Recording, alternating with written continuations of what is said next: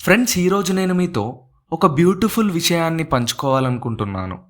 నిన్న రాత్రి నేను కిటికీ పక్కన కూర్చొని అలా ఆకాశం వైపు చూస్తున్నప్పుడు నాలో ఒక ఆలోచన కలిగింది. బయట ట్రాఫిక్ సౌండ్, దూరంగా ఏవేవో అరుపులు. కానీ నా మనసులో మాత్రం ఒకే ఒక ప్రశ్న చాలా నిశ్శబ్దంగా వినిపించింది. అసలు జీవితం అంటే ఏంటని. చదువుకుంటాం, ఉద్యోగాలు చేస్తాం, పెళ్ళిళ్ళు, పిల్లలు, బాధ్యతలు, మళ్ళీ అదే చక్రం. ఈ రోబోటిక్ మెకానిజంలో మనం ఎక్కడో మన అస్తిత్వాన్ని కోల్పోతున్నామా? అసలు ఈ ఇంతేనా అనే నిరాశ వెనుకున్న ఫిలాసఫీ ఏంటి? ఈరోజు మనం కొంచెం లోతుగా ఒక మేధోపరమైన కోణం నుండి ఈ విషయాన్ని డీకోడ్ చేద్దాం. ఇది ఒక క్లాస్ కాదు ఫ్రెండ్స్, మనందరి లోపలున్న ఒక బ్యూటిఫుల్ ఆలోచనతో చేసే ప్రయాణం. మనం ముందుగా ఒక గ్రీకు పురాణ కథను గుర్తు చేసుకుందాం.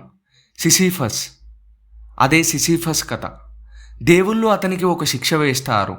ఒక పెద్ద బండరాయిని నెట్టుకుంటూ కొండపైకి తీసుకెళ్ళాలి.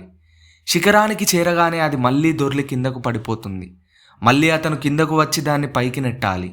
ఇది అనంతం, ముగింపు లేని కథ. మనలో చాలామందికి మన జీవితం కూడా అలానే అనిపిస్తుంది కదూ. ఉదయం అల్లారం మోగుతుంది, ఆ బండరాయిని పైకి నెడతాం, సాయంత్రానికి అది మళ్ళీ కిందకి పడిపోతుంది.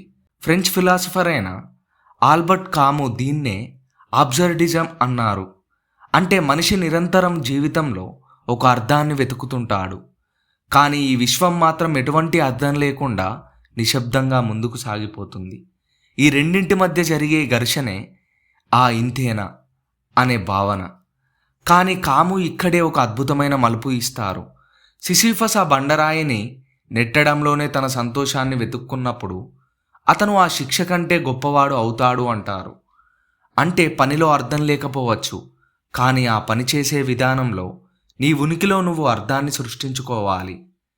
ఇక మనం తరచుగా జీవితాన్ని ఒక గోల్ లాగా చూస్తాం. నేను అది సాధించినప్పుడు నా జీవితం పరిపూర్ణమవుతుంది అని మనల్ని మనమే మోసం చేసుకుంటాం. కానీ తీరా అది సాధించాక మళ్ళీ అదే శూన్యం. ఇక్కడే మనం ఫెడ్రిక్ నీషే గురించి మాట్లాడుకోవాలి. ఆయన అమోర్ ఫాటి అనే కాన్సెప్ట్ చెప్పారు. అంటే లవ్ ఆఫ్ ఫేట్. నీ జీవితం ఎలా ఉన్నా, అందులో బాధ ఉన్నా, విసుగు ఉన్నా, ఆవలింతలు ఉన్నా, దాన్ని సంపూర్ణంగా ప్రేమించాలి. జీవితం అంటే ఇంతేనా అని అడగడం అంటే మీరు జీవితాన్ని ఒక వ్యాపారంలా చూస్తున్నారని అర్థం. నేను ఇంత కష్టపడుతున్నాను కదా, నాకు తిరిగి ఏం దొరుకుతుంది అనే లెక్క అది. కానీ మేధోపరంగా ఆలోచిస్తే జీవితం అనేది ఒక వ్యాపారం కాదు, అది ఒక ఆర్ట్ ఫామ్. ఒక పెయింటింగ్ వేసినప్పుడు చివరికి ఏమొస్తుంది అని ఆలోచిస్తే బొమ్మ సరిగ్గా రాదు. ఆ రంగులు వేస్తున్న క్షణంలో నువ్వు ఎంత లీనమయ్యావు అన్నదే ముఖ్యం. మరో ముఖ్యమైన విషయం ఏంటంటే ఎగ్జిస్టెన్షియలిజం. జీన్ పాల్ సార్టే ఒక మాట చెప్తారు, ఎగ్జిస్టెన్స్ ప్రొసీడ్స్ ఎసెన్స్. దీని అర్థం ఏంటో తెలుసా? ఒక టేబుల్ లేదా ఒక పెన్ను తయారు చేసే ముందు అది ఎందుకు తయారు చేస్తున్నారో ఒక ప్లాన్ ఉంటుంది. అంటే దాని అర్థమే ముందు పుడుతుంది, తర్వాత వస్తువు వస్తుంది. కానీ మనిషి విషయంలో అలా కాదు. మనం ముందు పుడతాం, ఆ తర్వాతే మన జీవితానికి ఒక అర్థాన్ని వెతుక్కుంటాం. మీరు ఒక సాఫ్ట్వేర్ ఇంజనీరో, డాక్టరో లేక ఒక సాధారణ కార్మికుడో కావచ్చు. అది మీ వృత్తి మాత్రమే. మీ అస్తిత్వం అంతకంటే చాలా పెద్దది. జీవితం ఇంతేనా అని మీకు అనిపిస్తుందంటే మీరు మీ వృత్తిని లేదా సామాజిక పాత్రను జీవితం అని పొరబడుతున్నారని అర్థం. సమాజం మనకు కొన్ని గీతలను గీసింది. 25 ఇయర్స్కే కెరీర్లో సెటిల్ అవ్వాలి, 30 ఏళ్లకే ఇల్లు కట్టాలి, 40 ఏళ్లకు సెటిల్మెంట్ పూర్తిగా అయిపోవాలి. ఈ గీతల మధ్య తిరుగుతూ అరే ఈ గీతలే నా జీవితం అని అడుగుతున్నాం. ఆ గీతలను చెరిపేసే స్వేచ్ఛ మనకుంది. ఆ స్వేచ్ఛను గుర్తించినప్పుడు వచ్చే భయమే ఆ అశాంతి ఫ్రెండ్స్. నిజాయితీగా మాట్లాడుకుందాం. ప్రతిరోజు ఏదో ఒక అద్భుతం జరిగిపోదు. జీవితం చాలా వరకు బోరింగ్గానే ఉంటుంది. మరి ఆ బోర్డం నుండి తప్పించుకోవడం ఎలా అని ఆలోచిస్తున్నారా? ఇక్కడే భారతీయ వేదాంతంలో సాక్షిభావం అని ఒకటి ఉంది. అంటే మన జీవితాన్ని మనం ఒక సాక్షిగా చూడటం. మీరు ట్రాఫిక్లో ఇరుక్కుపోయినప్పుడు కోప్పడటం ఒక ఎత్తు. నేను ఇప్పుడు ఒక రంగుల ప్రపంచంలో కొన్ని వేల మందితో కలిసి ప్రయాణంలో ఉన్నానని గమనించడం ఇంకో ఎత్తు. జీవితం అంటే కేవలం పెద్ద పెద్ద ఈవెంట్స్ మాత్రమే కావు. కిటికీలోంచి వచ్చే సాయంత్రం ఎండ, తెలియని వ్యక్తి మీకు ఇచ్చే ఒక చిన్న చిరునవ్వు, రాత్రిపూట ప్రశాంతంగా చదువుకునే ఒక పుస్తకం. ఇవే జీవితం.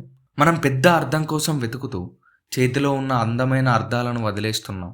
జీవితం అనేది ఒక గమ్యం వైపు వెళ్ళే రైలు కాదు, అది ఒక మ్యూజిక్ లాంటిది.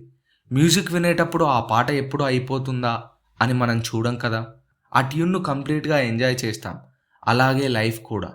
చివరిగా నాది ఒకటి ఫైనల్గా నేను చెప్పేది ఒక్కటే ఫ్రెండ్స్, జీవితం అంటే ఇంతేనా అని మీరు అడిగినప్పుడు ఈ విశ్వం మీకు ఇచ్చే సమాధానం ఒక్కటే, అవును, నువ్వు ఏమనుకుంటే అంతే.